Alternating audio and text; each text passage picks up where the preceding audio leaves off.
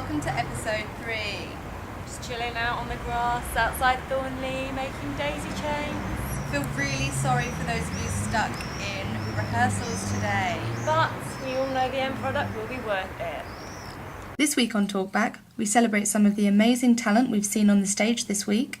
So don't fear if you didn't quite make the Everest climb to Roborough, because we suffered the cardiac arrests for you.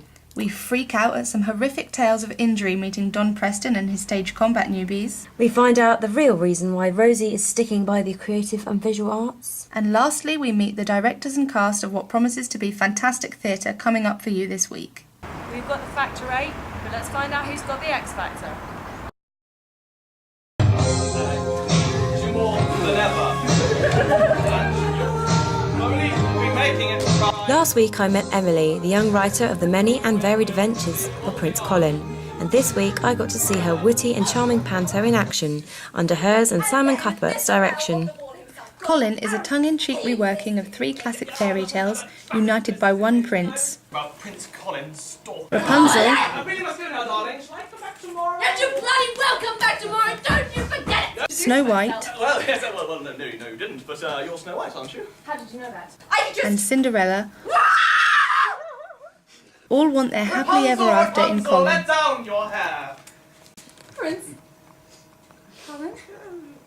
Have a drink. Who is certainly not Prince Charming. This stuff. Fizzy apple. Sensitive. I am. He's an intelligent man who stands up for what he believes in. There were many a laugh for the damsels in distress, the psychotic dwarf Lofty,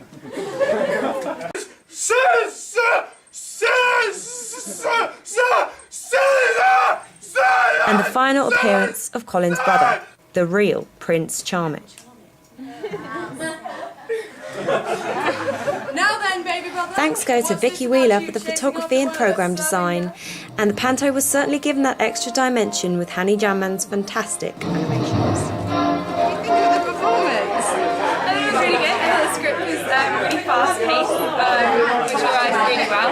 And they kind of modernised it so much so that it worked. Like, it was really funny for like our kind of audience. Yeah, I just thought the script was just so clever, just the way they contextualised it into our language. It's just brilliant. I love the fact that all the characters are so different, and so I think like every bit's of character, like the bit with the pencils and the makeup that bit stood out to them a little bit with the music. I thought the climax worked perfectly. Like it all came together so well. And I think it was the smaller details, like between lines, that you kind of got those shit, like kind of. And also that worked. The comedy worked really well. I don't think I've got a favourite character. I just think they all kind of stood out so much. And I like the fact that you didn't have to see so much of the dwarf, but it was talked about so much. And so the dwarf, even if you heard his name, it was so funny and you knew how to talk about. It was really good.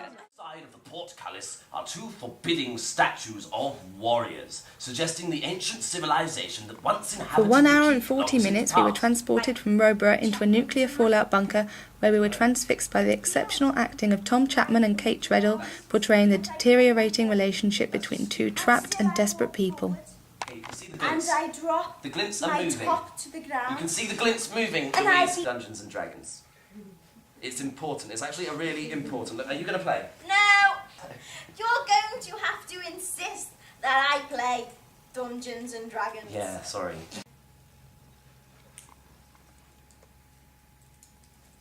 Booze!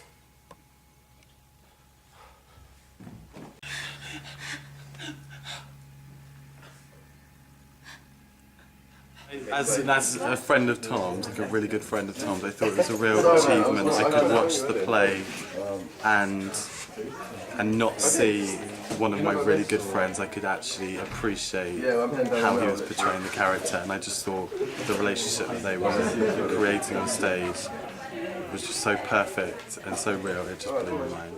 I'm upstairs in JP's secret hideout in Roborough with Nick and Callum, who are the director and the technical guy for The Hitchhiker's Guide to the Galaxy. Performance is just under an hour, is that right guys? Yes, in about 50 minutes actually. Cool. And this is actually the second performance. Could you give us a bit of catch up on how the first one went? Not a lot of mistakes. Not as many as we were hoping. No. As mistakes go, we was on a good kind of par on the mistake. But mistakes are funny.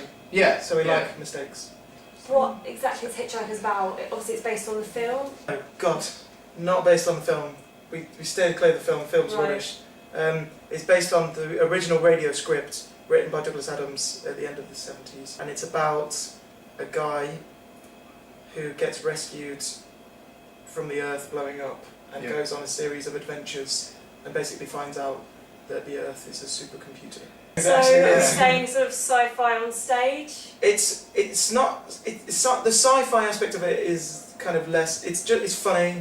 It's quite British. There's a talking whale, which is just because there's a talking whale. There's a depressed robot. And did you find it hard adapting it from the radio script, or? Well, yeah, because the radio script is like 6 episodes long, so it's about 3.5 hours. Instead of doing the whole plot, we just did the first third, I guess, and then changed the ending. And it was quite difficult to sort of get the ending right. People are so familiar with all the jokes of Hitchhikers and the characters, so we tried to put our own spin on it and make it a lot more physical, because like we said, it's a deadpan, like very British. So we tried to we've added in loads of the characters are really big and stuff. We've updated it in certain sections as well, because it was written in the 70s. So there's certain things which like Douglas Adams wrote as sci-fi, which now actually exist, so we have to kind of change it slightly at those points. But for the funny. Is this your first thing you've directed, or have you directed anything else before? Yeah, I've directed a few things. So is directing something that you want to go into? Yeah, I love it. I love directing things. Like Callum made the videos and stuff for it, so I'm just operating like lighting and the sound and all that kind of stuff. But I've done like technical stuff on other shows, so yeah, it's part of a. So we're give and take. Ongoing partnership. Well, I hope it goes well for you guys tonight, and I hope that some of you don't manage to see it, unlike me.